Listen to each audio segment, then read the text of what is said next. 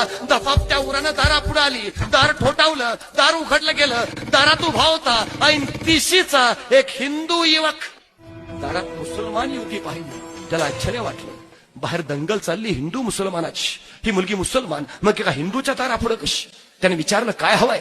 ती युवती म्हणाली काय गुंड माझ्या पाठलागावर आहेत, एका रात्रीपुरता मला आसरा मिळेल का?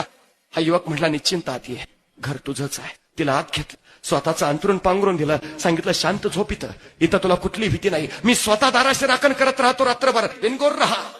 ती युवती झोपी गेली. हा दाराशी राखण करत बसला, पण राखण करता करता डोक्यात विचार आला, ही मुलगी मुसलमान, मी हिंदू, मग एका हिंदूच्या घरात तिनं आसरा मागितलाच कसा?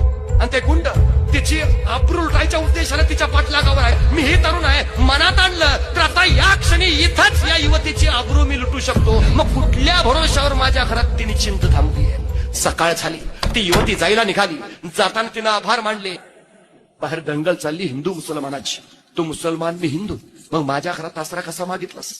त्यावेळी ती युवती म्हणाली त्या गुंडांच्या तावडीतनं सुटण्यासाठी बेबानपणे मी पळत होते. मुंबईच्या रस्त्यावरनं सैरावैरा धावत होते. धावता धावता या पोळात शिरले. पोळातल्या तुझ्या घरात मला उजेड दिसला. तुझ्या घराच्या उघड्या खिडकीतून मी आज डोकावून बघितलं, मला शिवाजी महाराजांचा फोटो दिसला आणि मगच मी दार ठोठावलं. ज्या घरात शिवाजींचा फोटो आहे त्या घरात कुणाच्याही आबरूला धोका.